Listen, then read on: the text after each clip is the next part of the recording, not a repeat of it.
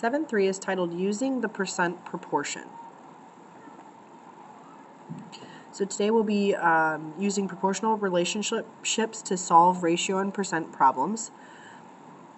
And so to start, we're just going to learn about the percent proportion and how to set it up. So the percent proportion is a proportion in which one ratio compares part of a quantity to the whole quantity. A very common way that you use the percent proportion is when you're trying to figure out the grade you get on a test. So oftentimes students will say, well, I got a 45 out of 50, what is that? And so then you're using the percent proportion essentially to find what percent that is so that you can determine what grade you got. You'll hear me say this a lot, part over whole equals percent over 100. You will always set the percent proportion up the same way. Part over whole equals percent over 100. Also, two other words that I want you to write in next to the percent proportion. By the word part, I want you to write is, and by the word whole, I want you to write the word of. Oftentimes when we're looking at a problem and we're trying to set up the proportion, we're not sure which number is the part and which number is the whole.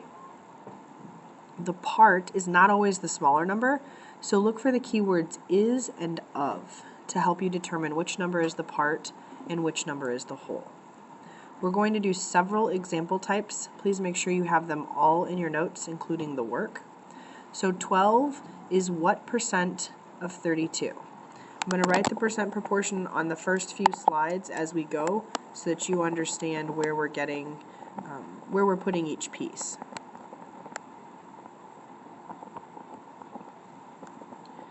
So when you set up the percent proportion, the 100 always goes on the bottom right. Then we need to determine which ones are variable. It says 12 is what percent of 32? So the part, again, is where you find the word is, so that's the 12. The whole is where you see the word of, so that's 32. And we're asked to find what percent. So the percent is our unknown. Now we have a proportion, and so we can solve it. Remember, when you cross multiply a proportion, the two resulting products, you set them equal to one another. Don't set them up as a fraction. I still have a lot of you writing, in this case, you'll write 32x over 1200. Don't do that. This is an equation. So now we write 32x equals 1200. And we need to solve by dividing both sides by 32. So in a calculator, you do 1200 divided by 32. And we get that x equals 37.5. And we were asked to find the percent, so we need the percent sign on our answer. So 12 is 37.5% of 32.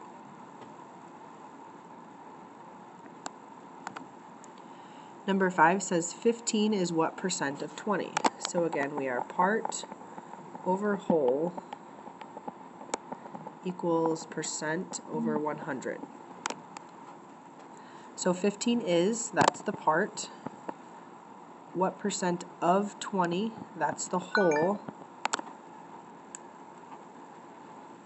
And on the left-hand side, we don't know the percent, or on the right-hand side, we don't know the percent, and we put it over 100. So now we cross multiply. 20x equals 1500. And divide 1500 by 20, and you get that x equals 75. And our answer is a percent, so 75%.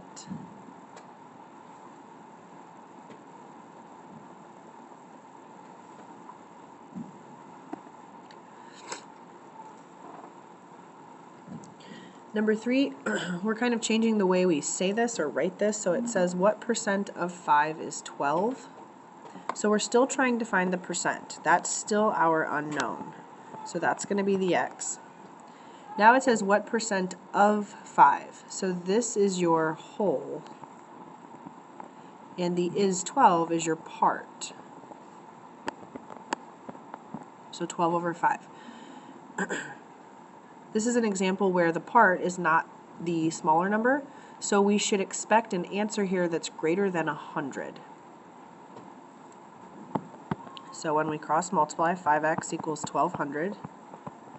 Divide both sides by 5.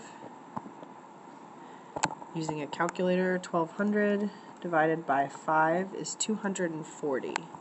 And again, it's a percent. We were asked to find the percent.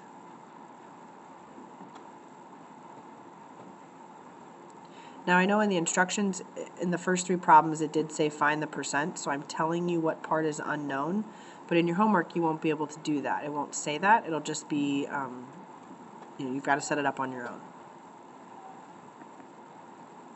Now we're finding the part, so let's make sure we understand now how the different pieces are going to come into play. So what number is 15.5%? This is the easiest one to put in place. You see the percent symbol, it goes in for the percent. So 15.5 over 100. Now it says what number is. That means we don't know the part, and that's good because we were supposed to find it. Of 450, there is your whole.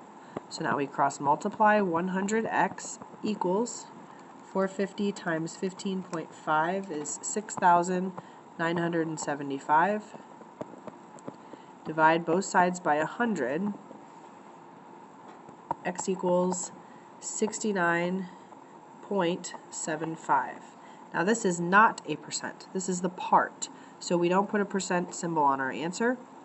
What this means is that 69.75 is 15.5% of 450. This is your part. We've done several now. Let's see if you can set one up on your own. If you'd like to pause the video here and try to set one up, see if you can get the numbers in the right places, cross multiply and solve. So again, we're finding the part. So what number is, so the part is our x. 11.4 is the percent, so that goes in the percent spot. Put it over 100. And then the whole in the back, the of 330, goes in the denominator on the left. So we cross multiply 100x equals, do 330 times 11.4. It's 3,762. Divide both sides by 100. And we get x equals 37.62. Just moving the decimal place twice when you divide by 100. So that's the part. 37.62 is 11.4% of 330. Another find the part, but again this one's worded a little differently. So find 15.3% of 425. So we don't know the part. The whole 425 equals 15.3 over 100. Cross multiply 100x equals 425 times 15.3 is 6,502.3. Divide both sides by 100. X equals 65.023. Now I haven't mentioned where we round to. I believe in the homework it might say round to the nearest tenth. So we would say 65.0. Again, this answer is the part. So 65 and 23 thousandths is 15.3% of 425. Let's go on to the last type now where we don't know the whole. So now we have 78 is 60% of what number? So now we don't know the whole. Now your variable has moved down into the denominator of the left-hand side. So now we cross multiply 60x equals 7,800. We're going to divide both sides by 60. 7,800 divided by 60 is 130. Again, this is not a percent, this is the whole. So 78 out of 130, let's say that was a test score, that would be a 60%.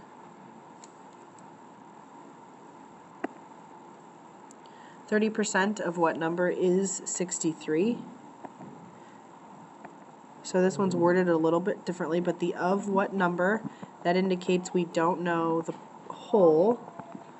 The percent is 30, and the part is 63. So we cross multiply. 30x equals 6,300. Divide both sides by 30.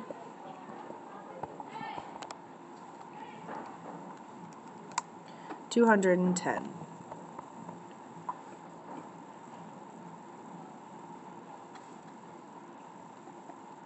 Now, last example, if you haven't set any of these up yet, I encourage you to do so. Try to set it up on your own. Make sure you get the numbers in the right spots. So we have the part 45. 45 is 3% of what number? So again, we don't know the whole. We cross multiply. 3x equals 4,500. Divide both sides by 3. And x equals 1,500. So what's nice about the percent proportion is that we've been solving proportions for a while. So as long as you have it set up correctly, they become fairly easy to solve since we've had so much practice. We'll also start using the percent proportion, solving some more real-world application-based problems. And in class, we'll work on worksheet 7.3.